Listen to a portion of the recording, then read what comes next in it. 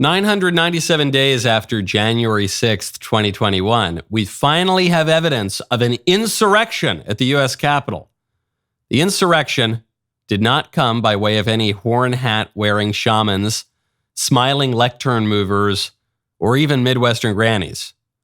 The insurrection came by way of Democrat Congressman Jamal Bowman, who was caught on camera pulling the fire alarm at the Cannon House office building just before a motion to adjourn, as Democrats sought desperately, some more desperately than others apparently, to delay a continuing resolution vote.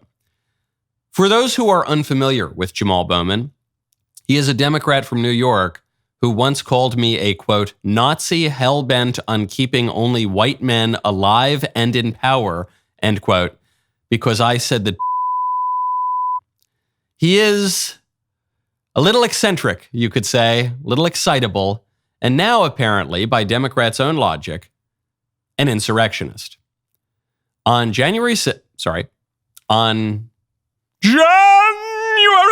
the worst day in the history of this already republic of 2021, Nancy Pelosi was the Speaker of the House of Representatives. And for years after that, Nancy Pelosi withheld video footage exonerating many of the January 6thers. Footage, for instance, showing the horn hat guy being escorted through the Capitol by police officers. Now, Republican Kevin McCarthy is the Speaker of the House.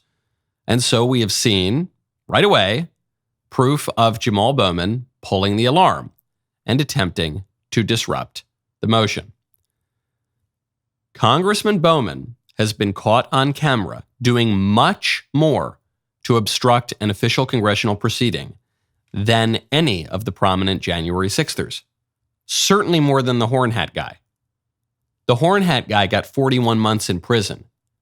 If there is anything even remotely resembling a fair system of justice in the United States, Congressman Bowman should be wearing an orange jumpsuit for at least as long. I'm Michael Knowles. This is The Michael Knowles Show.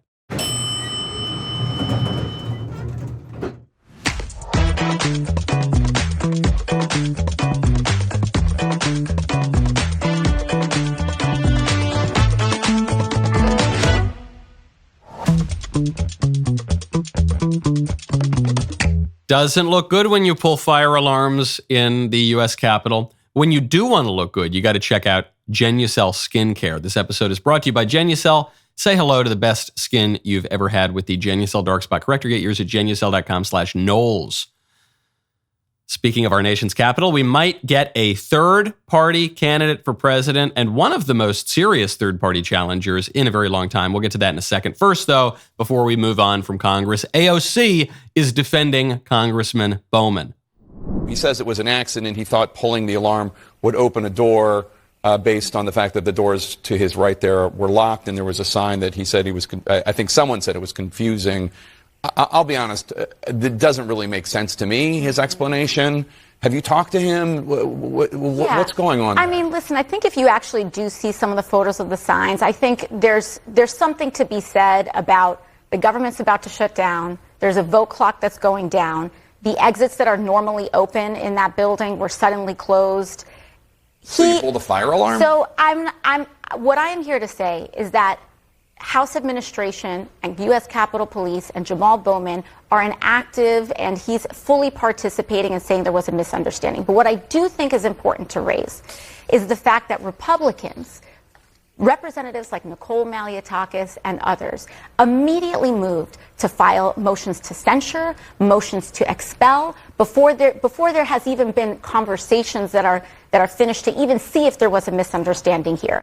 We just need to go a little bit slower here. I mean, I know we rounded up every single Midwestern granny that was even within 100 miles of Washington, D.C. on January 6th. But here, where we have clear footage of this congressman obstructing a congressional proceeding by pulling a fire alarm, here, we just need to slow walk this until everyone forgets, okay? Because, come on, he just didn't know. This is the most amazing excuse that we're getting out of AOC. Even Jake Tapper here says, what, you're telling me the guy couldn't read a clear sign, and so he pulls a fire alarm to get out of the building? Give me a break.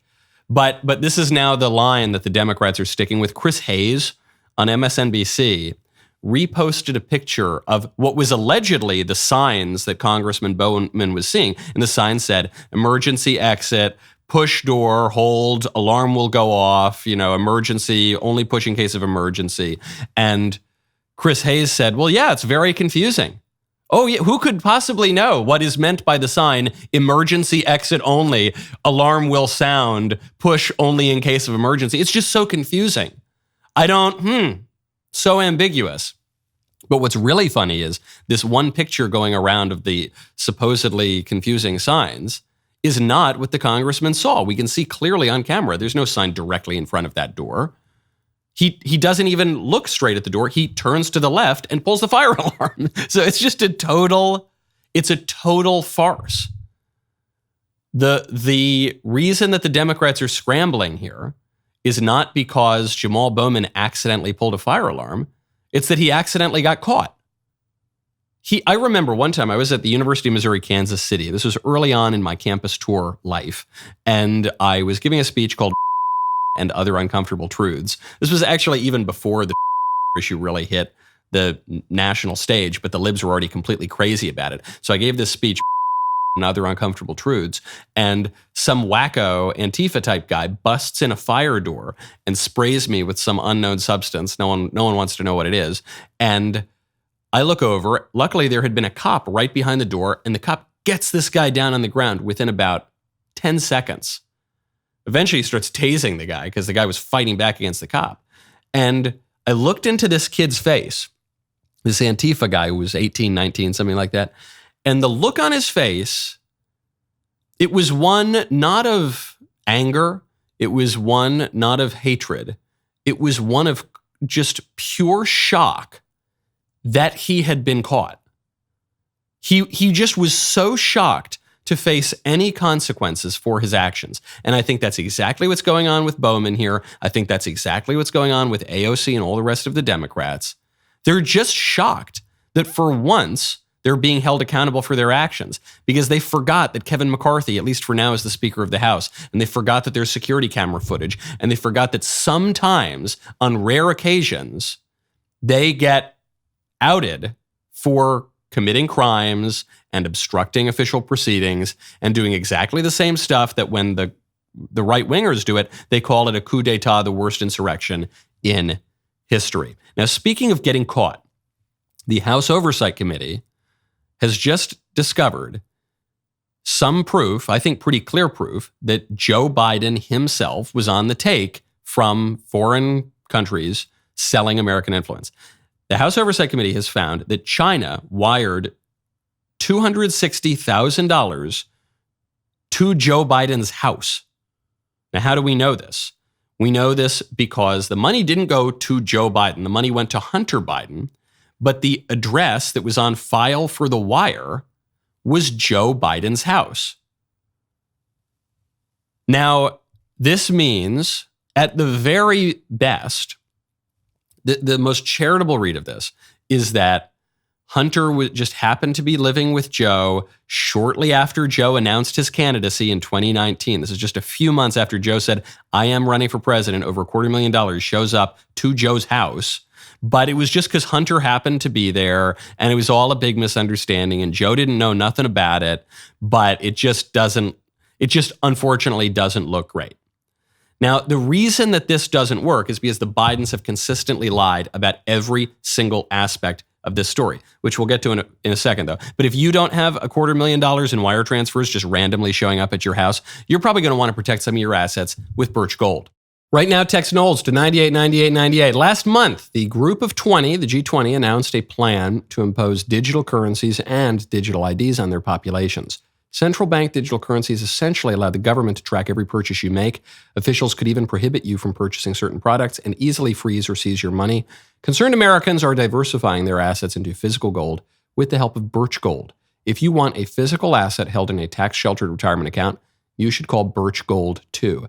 Text Knowles, Knowles, to 989898, and they will send you a free info kit on gold.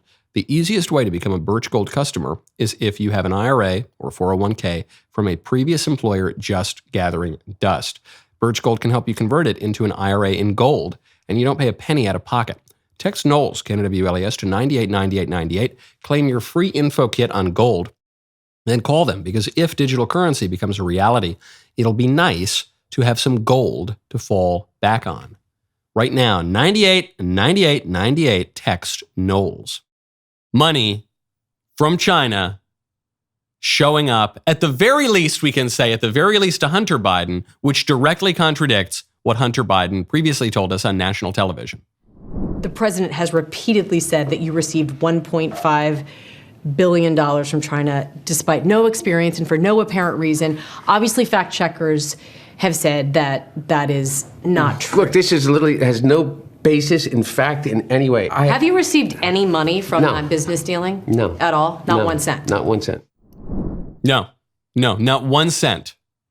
I received a lot of cents. I received $260,000 worth of cents, but I did not receive one single cent. Joe Biden then goes on and denies this as president. There's been criticism that this deal with China compromised by your family's business relationships. Sir, Mr. President, there is Give me a break, man. Is your presidency compromised by your family's business dealings? Give me a break, man. What are you talking about? They don't get that many $250,000 payments directly to my house. What are you talking about? Come on, man. So after he dismisses this, his press secretary, Karine Jean-Pierre, denies it, but she's a little softer. She's a little more circumspect in the way that she denies this. House Oversight says they've got bank records showing a Chinese energy company paying 3 Biden family members through a third party. What were they paid for? Look, I'm just not going to respond to that from here. Look, we have heard from House Republicans for years and years and years how the inaccuracies and lies when it comes to this issue. And I don't even know where to begin to even answer that question, because again, it's been lies and lies and inaccuracy for the past couple of years, and I'm just not going to get into it from here. There are so many lies. There are so many lies. I'm not going to name what those lies are, but there are so many lies that I'm not going to answer this accusation, which I'm not going to directly call a lie because it's obviously true, but lies, lies, lies. La, la, la, la, la, la, la, la, la, la. I can't hear you. But now we know that $260,000, at least, coming from BHR Partners Associates, which is bankrolled by the Bank of China, which is all deeply mired with the Chinese Communist Party, sent that money to Hunter, listing Joe Biden's Delaware home as the beneficiary address for the funds. Can we really say, though, can we in charity say, well, it was really just for Hunter, Joe probably didn't know? You can't, forget about separating Hunter, you can't separate any of the Biden family from this issue. Because on top of the revelations about Hunter, on top of the revelations about Joe Biden's Delaware home address, we now have the New York Post reporting that Hunter Biden's daughter, Naomi, 29-year-old Naomi Biden, was working on behalf of a foreign government, representing a foreign government as a lawyer around the same time that she was living at the White House. Why do we think the government of Peru hired Naomi Biden to represent it? Do we think it's because I don't want to besmirch Naomi's scholarship and legal career. Something tells me, though, as a 29-year-old lawyer, she's probably not all that accomplished yet, even if she were a good lawyer. So why would the government of Peru hire Naomi Biden, this random 29-year-old lawyer, to represent it? Might it have something to do with her last name? Might it have something to do with the fact that she was living in the White House around the time she was working for them? It's a family business. In that way, this is like the Trump organization. The Trump organization and the Biden organization are very different in that the Trump organization, even working in real estate in New York with a lot of shady characters, the Trump organization is basically on the up and up, and the Biden organization is pure influence peddling, because Donald Trump did not serve in government until 2017. Donald Trump, for all the shadiness that goes into doing any kind of serious business in New York, Donald Trump was working in the private sector. Joe Biden has made every penny that he's ever made, practically, working in government at a very high level of government because he's been in the Senate since the early 1970s. So the only way that he and his family have made any money at all is by selling American influence. But they're both family businesses. Do you remember when Donald Trump got elected, there was a call for him to put his business in a blind trust or to divest from his business? How is Donald Trump going to divest from the Trump organization? The business is Trump. He could dissolve the whole business. Or this judge in New York, this Democrat judge that's trying to get Trump, they could dissolve the whole business. It wouldn't matter. He is the business. He could start another one called Trump Organization 2 Electric Boogaloo, and it would be the same thing because the business is him and his name and his reputation. Well, the same is true for the Bidens. Joe Biden is the guy with the influence.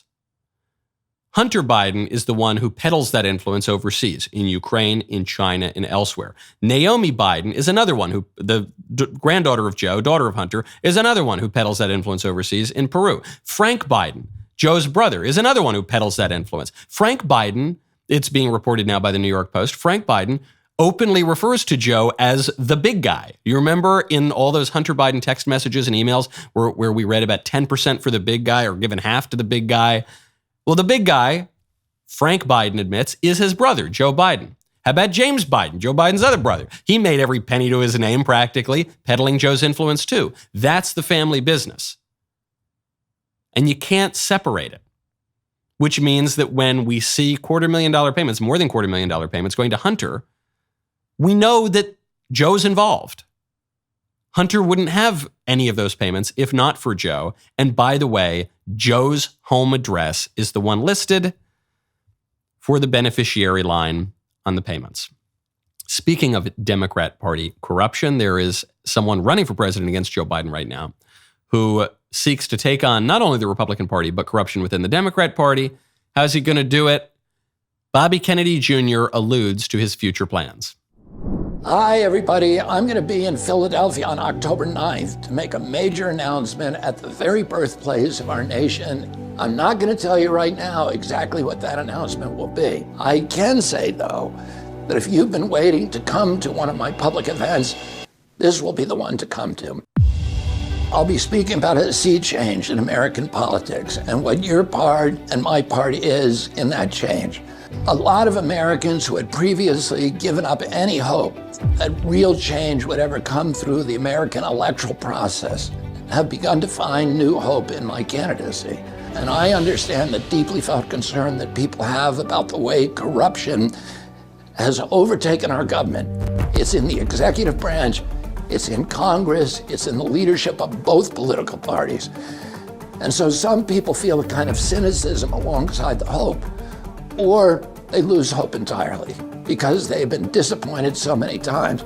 I want to tell you now what I've come to understand after 6 months of campaigning. There is a path to victory. There is a path to victory, and that path to victory is going to be running third party, presumably. That is presumably, he might surprise us, but that is probably what this announcement is, which is raising some concerns on the right, because there are some people on the right who have spent the last 6 months building, more than that, the last year or more, building up Bobby Kennedy Jr., who is a liberal. He's a basically amiable liberal. He's clearly an intelligent man, but he's a big lib. That's why I've never been all that gung-ho about the Bobby Kennedy candidacy, is I think, okay, he's good on COVID. He was one of the few of us who early on called the COVID nonsense. But he's wrong on abortion, and he's wrong on guns, and he's wrong on a lot of aspects of our constitutional order, and he's a big lib. So I'm just not gonna support him. I'm not saying he's the worst guy in the world. I'm just saying he and I have very different priorities. But there have been a lot of conservatives who have really taken a shine to Kennedy because, one, he was right on COVID. Two, he's taking on Joe Biden, and the enemy of my enemy is my friend. And three, I think there are still a lot of conservatives who are basically kind of liberal. They just think the left has gone too far. You know, they say, I was a Democrat and I didn't leave my party left me, and all this woke stuff and all this weird sex stuff, it's gone way too far.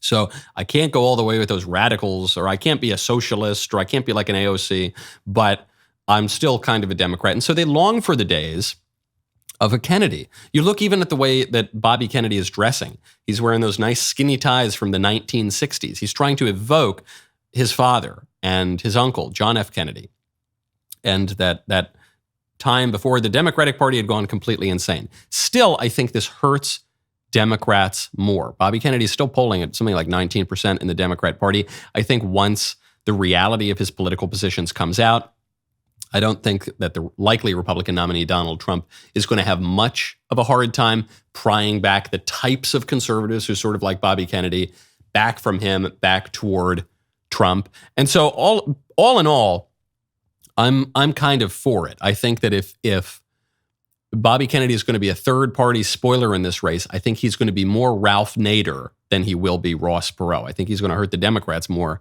than the Republicans. Probably. But it remains an open question. Now, Kennedy wants to look good by putting on those skinny ties. When you want to look good, you got to check out jAnUcell. Right now, go to jAnUcell.com/Knowles. It is no secret that we here at the Daily Wire love the jAnUcell Dark Spot Corrector. Now, you might be asking what this product even does. Well, do you have sunspots, brown spots, discoloration, or dry skin? Pretty much everyone does. With the jAnUcell Dark Spot Corrector, you can watch those blemishes disappear in front of your very eyes. Kimberly from Youngstown, Ohio says, my skin has improved so much since using jAnUcell on my face. I love all my jAnUcell products, and my skin looks younger. Now it's your turn to feel like Kimberly, but this sale is ending very soon. Take advantage of jAnUcell's most popular package, which includes the Dark Spot Corrector, plus the classic jAnUcell bags and puffiness treatment, and immediate effects for almost 70% off. jAnUcell is so confident in their products that you can try them for yourself completely risk-free.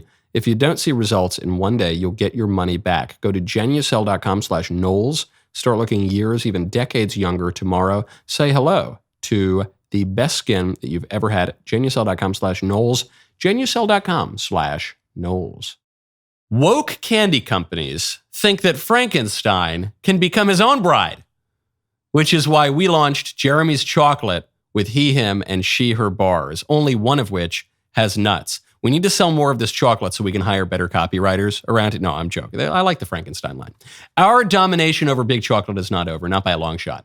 Just in time for Halloween, we are proud to introduce Jeremy's Chocolate in micro-aggression size. What better way to share your values than handing out our chocolates, taking down the leftists one micro-aggression size bite at a time? Go to jeremyschocolate.com. Order yours today. In the meantime, before we can unseat Joe Biden, Biden is ruthlessly imposing his agenda. You want to hear the perfect example of the way Biden is tossing his power around right now. There's a German family that is living in the United States that actually sought political asylum. We hear all the time about how the millions and millions of illegal aliens crossing our southern border, they're actually political asylum seekers. When they're not, they're mostly fighting age young men who are economic migrants who just want to make more money in the United States. Very, very few actual political asylum seekers relative to the number of illegals crossing the border. In this case, we have a German family that did in fact seek political asylum because they are Christians, they're evangelical Protestants who wanted to homeschool their kids, didn't want to send their kids to crazy German public schools that were going to indoctrinate them and fill their heads with all sorts of lies. So homeschooling is practically illegal in Germany, at least where they were. They come to the United States. They've been here for 15 years. They're here in my own state of Tennessee. With the government's blessing, they've flourished, they've done well. They're gainfully employed, they have lots of kids, they dress properly, they behave well, they're law-abiding. They did everything right. They didn't cross the border illegally. They're here with the government's blessing. And Joe Biden is saying they got to be deported. Joe Biden is saying they got to pack their bags, get out of here. Which means their kids are going to have to go back to those insane schools.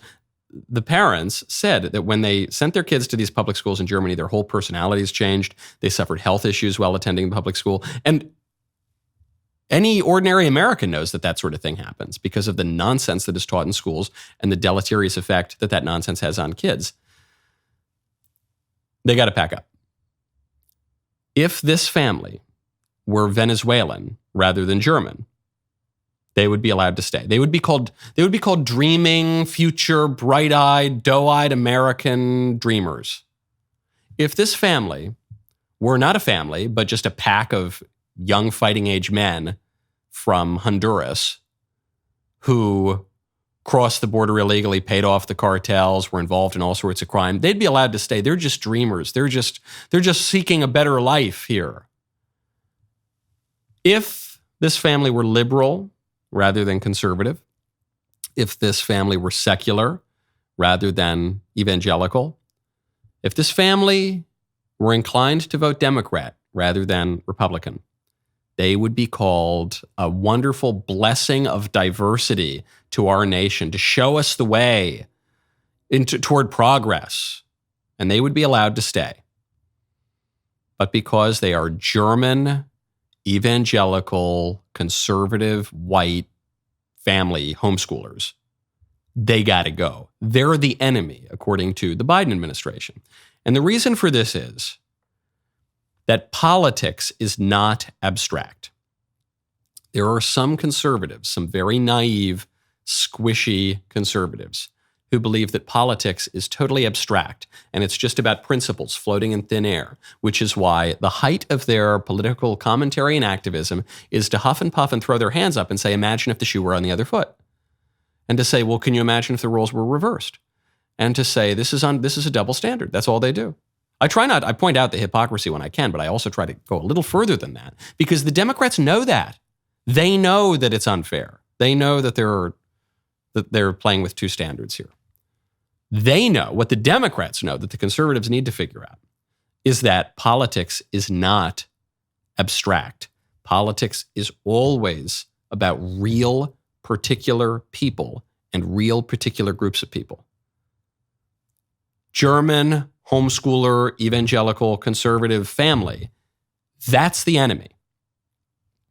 They get deported.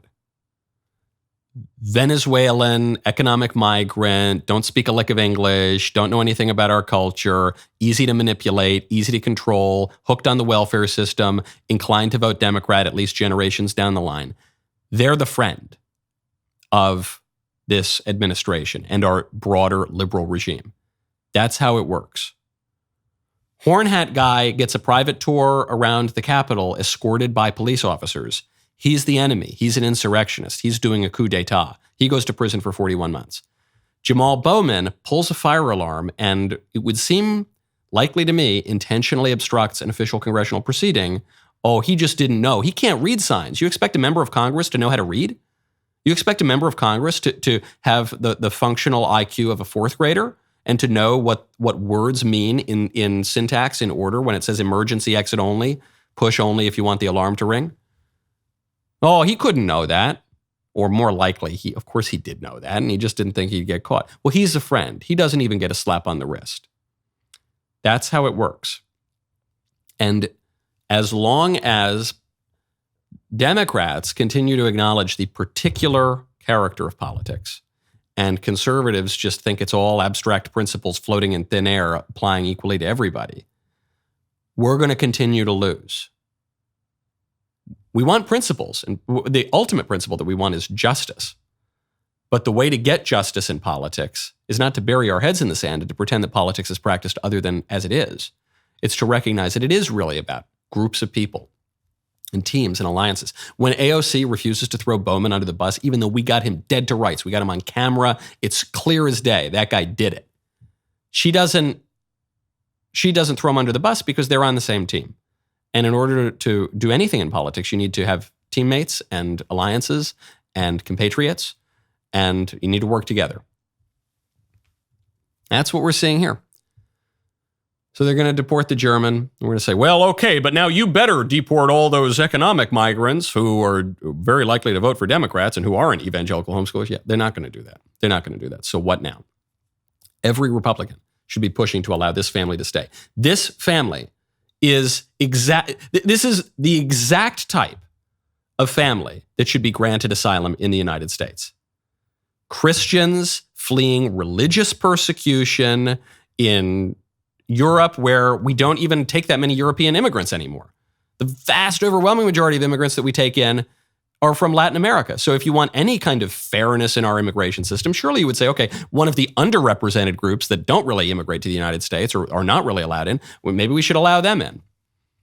Every Republican should be clamoring to let this family stay with political asylum. Speaking of specific people, there's a race on for who replaces Dianne Feinstein in the U.S. Senate. Dianne Feinstein died last week. Senator Feinstein lived a very long life. You know, it's always sad when people die because death is just a sad thing. But, you know, she didn't flip her Corvette at age 22. She lived until the ripe old age of 90 or thereabouts. She served in the Senate until her last day. She had a largely distinguished career in as much as even conservatives kind of like her because she wasn't the craziest lib in the whole U.S. Senate. And now there's a question of who's going to replace her. Gavin Newsom, who clearly wants to run for president, the California governor, needs to pick someone. But the problem is there's already a race on for her seat because she wasn't running for re-election. So the top candidates to replace her are already running. That's Katie Porter, U.S. Representative, Barbara Lee, U.S. Representative, and Adam Schiff, he's a U.S. Rep too. So it's 3 members of Congress running to replace her.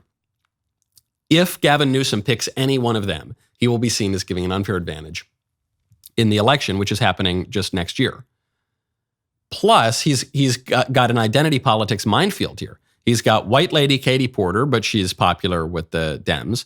Barbara Lee, a black lady. So if he picks the white lady over the black lady, that's going to be called racist. If he picks the black lady over the white lady, that's going to be called tokenism, but he'd probably be able to get away with that more easily. And then Adam Schiff, who's a white man, very, very bad, but he's a very prominent Democrat. He's probably the most prominent Democrat of any of them, and he ran the impeachment against Donald Trump, so Dems like him. He's got to pick someone. Hold on. Gavin, I am hearing from my producers, Gavin Newsom has already picked a replacement, and let's see, I've got it. Let me pull up my text. Okay, I sort of had wished that I had checked the mail, or checked the news rather, before this show. Okay, Newsom picks LaFonza Butler as Feinstein's replacement. This is from Politico. California's governor chose a labor leader turned power player to serve in the Senate. An advisor told Politico there were no preconditions about whether or not she could run in 2024. Very interesting. So this person could run again, but this is very smart of Newsom. Look, Newsom, man, this guy is a very, very sharp political player because he just got it done right away. There's no guessing game. There's no jockeying. He just immediately appointed somebody. He probably had this person on deck the moment that Senator Feinstein got sick. It checks some of the identity politics boxes. I think LaFonza Butler, it said, is a lesbian. I could be wrong about that. If I'm just making that up, sorry to do that. But she is a black woman they're making a big deal about. So anyway, it checks off some identity politics boxes and just takes the issue off the table. So now the rest of them can duke it out and Newsom can focus on what he wants to focus on, which is potentially running for president. Who is going to replace Senator Feinstein? There's a fourth option. Because Newsom's theoretically got to pick someone who's not already running. And I'm just reading the news, so I'm just telling you what is being reported. This is from the Daily Mail. Meghan Markle is considering a run for office. The former Duchess of Sussex, the biological weapon that I think was made in an American laboratory somewhere as a bioweapon to destroy the British crown. We just sent her over there like a heat-seeking missile. She found Harry and then tried to blow up the monarchy. Anyway, she could theoretically maybe be considered to be picked. I don't buy it, but Meghan Markle's apparently gunning for it.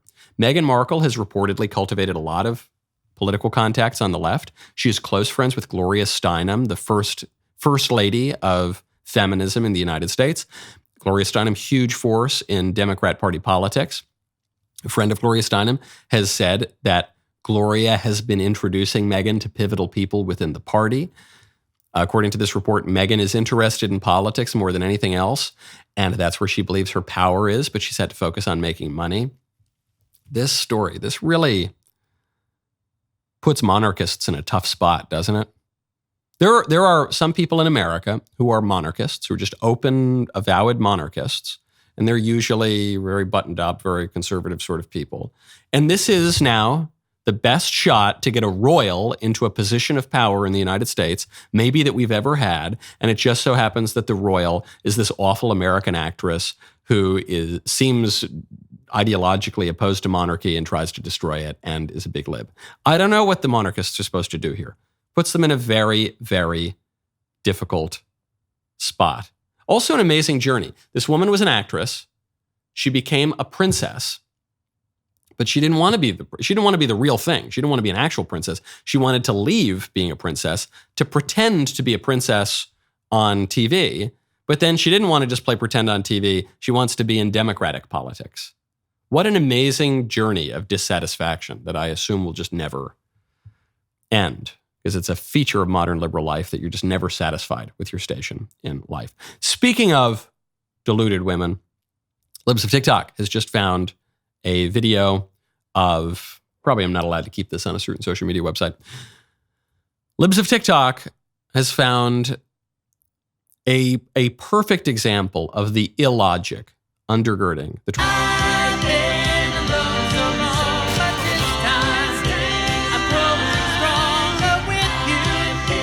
My favorite comment on Friday is from Bryce N. Laniger 1216, who says, "You're focusing on the effect, not the cause. If you want things to get better, you have to find out why they are." Oh no, that wasn't my favorite comment. I'm going to pull my actual favorite comment. My favorite comment. Let's see. I pulled it up on I'm going to have to kill Professor Jacob for getting that comment wrong. My actual favorite comment is, let me see, because it was a good one, and I waited to tell this joke. Here it is. "I wonder if Dianne Feinstein is going to seek re-election and vote for Biden next year." And the reason I wanted that to be the comment is because when the senator sadly passed away, my first thought was, okay, that's sad, because she lived a good long life. I don't think any of us thought she was long for this world. Can I make the joke on the show that while she has died and gone on to her eternal reward, it's unclear if she has resigned her seat in the Senate? And I talked to my producers and I talked to sweet little Elisa, and they said, it's too soon. It's important. You can't make that joke on that day. And so I said, I'm not going to make that joke. I didn't think it was disrespectful, but I said, I'm not going to make that joke out of deference to. But now someone else has made it. It's several days later. I think it's an open question. Forget about Senator Feinstein for a second. Joe Biden, I'm not convinced the man has a pulse. He's not resigned the presidency, and I don't think he would for many months if such an event, God forbid, were to occur. It's a question. Maybe they'll just all stick it out. Maybe we'll just have boomer and silent generation political leaders forever. Speaking of unbelievable things, Nikki Haley has claimed that the Trump campaign has sent a prank of some sort to her hotel room. Nikki says, after a day of campaigning, this is the message waiting for me outside my hotel room. Hashtag pretty pathetic, try again. Hashtag you just made my case for me. And I didn't get this at first. It's a bird cage, and it says from Trump campaign, and it has bird feed on top of it. And some people immediately said, I don't believe that this really happened, but I just couldn't even understand what the joke was. And then I found out apparently Trump has called her a bird brain, but he hasn't done it all that prominently. So I don't I follow these things pretty closely. And the fact that allusions just passed right by me and I didn't catch it, I don't know. It didn't seem very credible. And I don't know, why would the Trump campaign sign from Trump campaign? It just seems ridiculous. So now people are calling Nikki Smollett, and they're saying, I don't think she's lying. I don't think Nikki would just brazenly lie about this. I don't think it's real. I don't think the Trump campaign actually sent that to her. But I don't know. This would be very strange for Nikki Haley to just stage the whole thing, and maybe some member of her campaign did. I just find it very hard to believe. Nikki Haley is a pretty serious person. I find it very hard to believe that she would come up with this Jussie Smollett kind of hoax and stage it. And so I don't really buy that. But at the same time, I don't think this happened. the whole thing to me seems kind of like a sideshow. But then so much of the GOP primary is a sideshow because even if you love Nikki and you're campaigning for Nikki, even if you love Tim Scott, you're campaigning for Tim Scott, even if you love Ron DeSantis, it is simply a fact. The race has not changed at all, not one iota, in about 15 months now. And we're not just talking about one poll or you question the ABC Washington Post poll or this poll. None of the polls. They've all remained almost exactly where they've been for 15 months. And the gap between the number one candidate and the number 2, 3, 4, 5, and 6 candidate is huge. So is there any chance of these guys dropping out? Is there any chance, for instance, of Ron DeSantis saying, I'm going to shutter the campaign and agree to be Trump's VP? Maria Bartiromo just asked Governor DeSantis that. Here's his answer. If President Trump came to you and said, let's partner up, you be my VP, would you do it? No, I'm running for president. We need somebody that can serve 2 terms. We need somebody that can win states like Georgia and Arizona, which President Trump cannot do or did not do, even though candidates like McCain and Romney had no problem winning those states. We need somebody who, and I'm the only one running, including Donald Trump, everything I've promised the voters that I would do as governor of Florida, I've delivered on. And then Governor DeSantis goes into the stump speech and says, no, I'm running hardcore. I'm only going for the top job. I will not be the VP. I think this is probably smart for DeSantis. This was the right answer. He could have perhaps been the VP, though probably not, because Trump is running as a Floridian. So it just actually the way our Constitution sets up the race, you can't have a president and a vice president from Florida. Practically speaking, the electoral vote wouldn't work that way. Or you couldn't have a president and vice president from the same state, period. But let's say Trump ran as a New York candidate or something like that. He had residency in New York. Could DeSantis have been his VP? Yeah, probably. Had he just endorsed Trump early on and said, I'm not going to run for president, cut a deal since he was the most formidable and remains the most formidable challenger to Trump in the race. Yeah, maybe, but it's too late for that. It's too late. And so if DeSantis were trying to get a VP spot or even some senior cabinet spot, probably Trump would just toy with him the way that he toyed with Mitt Romney and then degrade him and humiliate him. And DeSantis says, I don't want to be degraded and humiliated. So no, I'm going to run for the top spot. The die is cast. And if it kills my political career, so be it. I'm going to be the alternative to Donald Trump. There is a question, because DeSantis has not been able to close that gap, should there be another alternative to Donald Trump? And there is a big move afoot to draft Glenn Youngkin. Glenn Youngkin is meeting with conservative donors in just a matter of weeks now. This would be a last-minute entry into the race if it were at all possible. They will be meeting on October 17th for the Red Vest Retreat. There he is. If Nikki's not going to do it, if DeSantis isn't going to do it, if Tim's not going to do it, there's our last hope. We who hate Donald Trump, we're going to get Glenn Youngkin. He would be crazy to do it. He would be crazy to do it. I don't think he will. I think he's too smart a politician. But if you're Glenn Youngkin, first of all, you're so late into the race already. You've missed major opportunities to fundraise for years now at this point. I mean, Donald Trump already had such an advantage on the other candidates, which I think accounts for some of his spot in the polls. But even the other candidates have been raising money and out there campaigning. Glenn Youngkin hasn't done any of that. He's going to enter the race at the very last minute after having seen what happened to DeSantis, maybe the most promising young Republican in the party, certainly in years, who basically just got pushed off to the side by Trump, and Nikki, and Tim, and forget about Chris Christie, forget about Doug Burgum. But there are a lot of people who are really serious contenders who just got pushed to the side. And you're Glenn Youngkin, and you're going to say, okay, I'm a popular governor right now, but I'm going to throw away my political career to try to challenge Trump at the last minute and probably lose? I don't think so. I think what these stories tell you is more indicative of the fact that the anti-Trump part of the GOP is beginning to feel the heat, beginning to get a little bit desperate because their options are not working out. The rest of the show continues now. You do not want to miss it. Become a member. Use code Knowles, KNWLAS, to check it for 2 months free on all annual plans.